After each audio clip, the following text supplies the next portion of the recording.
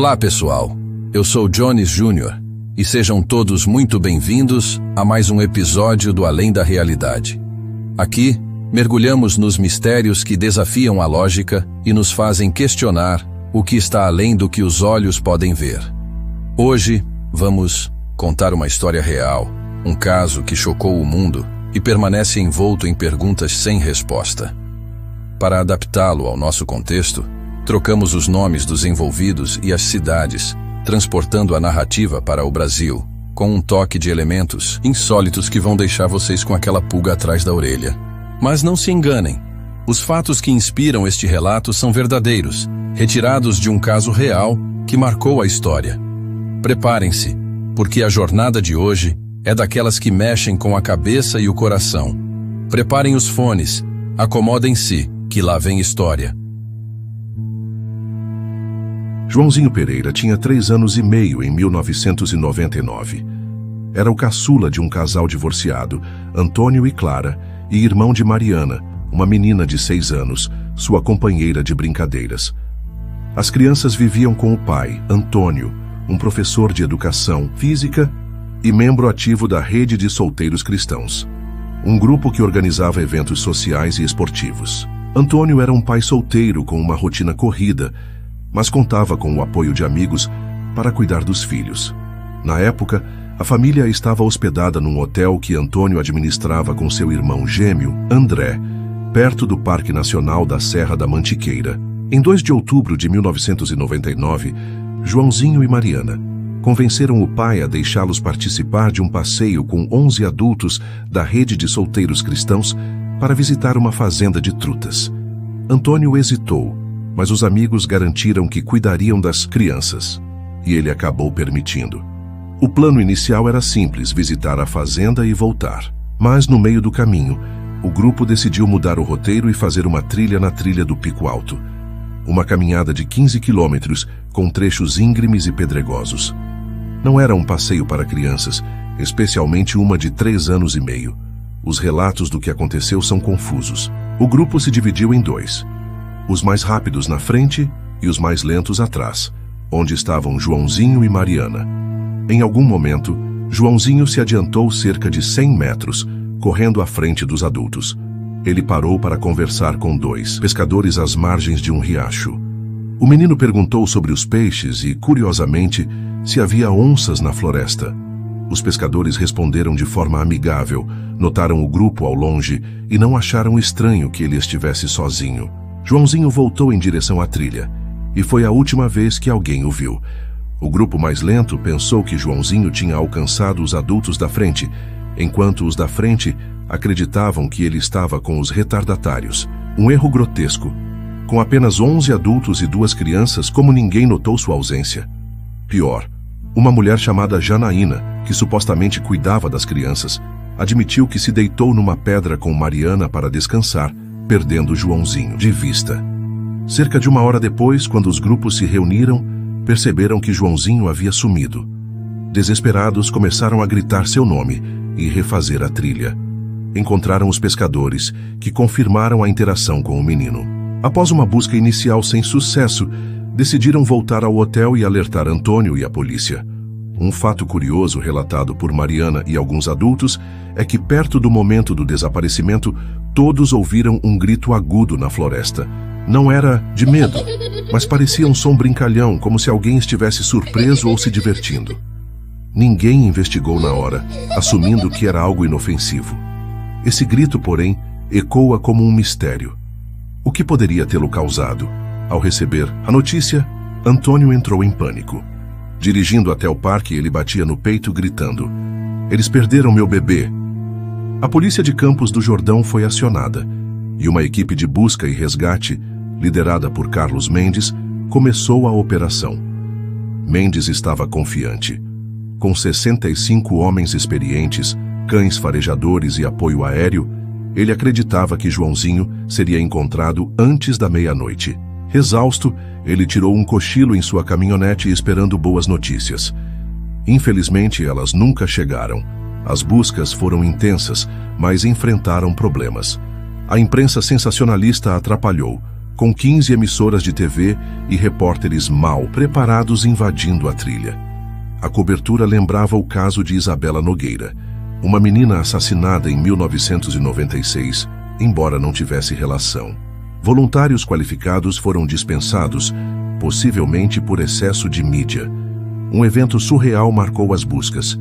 Um helicóptero militar caiu na trilha enquanto retornava de um reabastecimento em São José dos Campos. A bordo estavam 4 militares e Marcos Souza, um especialista local em resgates. O peso da aeronave e as condições de voo causaram a queda. Galhos e destroços voaram como projéteis, ferindo gravemente 2 ocupantes, incluindo Marcos, que sofreu fraturas expostas e lesões na coluna. Milagrosamente, não houve explosão, mas o motor continuou funcionando por horas, consumindo o combustível no meio da floresta. Um resgate dentro de outro resgate foi necessário, desviando recursos da busca por Joãozinho. No segundo dia, o caso ganhou tons ainda mais estranhos. Videntes e médiums apareceram oferecendo ajuda. Um homem descalço, acompanhado de um jumento, disse saber onde Joãozinho estava. Um indígena local realizou um ritual pedindo à montanha que devolvesse o menino. A família, desesperada, ouviu essas figuras, mas a polícia ignorou. Pistas intrigantes também foram negligenciadas. Uma amiga da família, Cíntia, relatou ter visto uma família suspeita numa cabana próxima à trilha, pintando uma Kombi de outra cor. Ela foi ameaçada e expulsa do local, mas o delegado descartou a informação. Um guarda do Parque Nacional da Bocaina, a 600 quilômetros dali, afirmou ter visto Joãozinho após reconhecer sua foto na TV, mas a distância tornou a história improvável e ela foi ignorada. Um bilhete anônimo entregue à polícia indicava o local exato onde, anos depois, os restos de Joãozinho seriam encontrados, mas também foi desconsiderado. As buscas foram encerradas em 10 de outubro de 1999, após 8 dias sem pistas. Em 2003, 2 trilheiros, Roberto Lima e Gustavo Santos, encontraram ossos humanos, roupas e um par de tênis numa área de difícil acesso, 500 metros montanha acima. As roupas e sapatos foram identificados por Antônio como sendo de Joãozinho. Perto dali, a polícia localizou um dente de leite e a metade de um crânio humano cortada de forma precisa, como se fosse intencional, e não uma fratura natural. Testes de DNA confirmaram em 100% que os restos eram de Joãozinho, mas as evidências levantaram mais perguntas do que respostas. Os tênis estavam impecáveis, como se guardados, sem sinais de desgaste após 4 anos expostos ao sol, chuva, da mantiqueira. As calças estavam do avesso, algo que Joãozinho, que não se vestia sozinho, não faria. Não havia rasgos, sangue, saliva ou pelos de animais. A jaqueta estava intacta, o que seria improvável num ataque de onça ou lobo-guará. O crânio parecia cortado ao meio, sem sinais de impacto ou queda. Nenhum outro osso, como a mandíbula, foi encontrado. As roupas pareciam dispostas no local, não espalhadas como seria esperado. A hipótese oficial apontou para um ataque de animal, como uma onça pintada. Mas a ausência de marcas nas roupas, sangue ou pelos torna isso questionável. Onças pintadas são raras na região, com apenas 2 ataques registrados desde 1990. Além disso, um predador não deixaria os tênis intactos ou a calça do avesso. Outras teorias incluem sequestro. Joãozinho pode ter sido levado da trilha e seus restos depositados anos depois. Mas por quê? Queda ou afogamento? Improvável, já que o corpo foi encontrado numa área de difícil acesso e o riacho próximo era raso. Abdução alienígena. Teorias conspiratórias surgiram, mas sem evidências concretas. Fatos bizarros alimentam o mistério. Durante as buscas usaram uma bermuda de Antônio e não uma roupa de Joãozinho para os cães farejadores, comprometendo a eficácia. Um ex-militar da Força Aérea Brasileira se ofereceu para ajudar, mas foi recusado pela polícia. Ninguém no grupo ouviu barulhos de um ataque ou movimentação na floresta, apesar da proximidade. Uma lenda local fala de um vulto branco visto na trilha à noite, algo que moradores associam a desaparecimentos na região, mas ninguém investigou. Antônio transformou a tragédia em um propósito.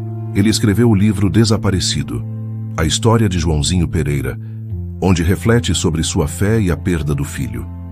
O quarto de Joãozinho permanece intocado, com um santuário ao lado, onde Antônio guarda o crânio, os tênis e as roupas do filho. Ele diz: estou em paz.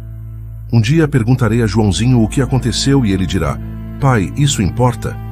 O caso de Joãozinho lembra o desaparecimento de Denis Martins, em 1969, no Parque Nacional do Itatiaia. Denis, de 6 anos, sumiu durante uma brincadeira de esconde-esconde, evaporando em minutos. Apesar de buscas com milhares de voluntários, nada foi encontrado, exceto um tênis e uma meia.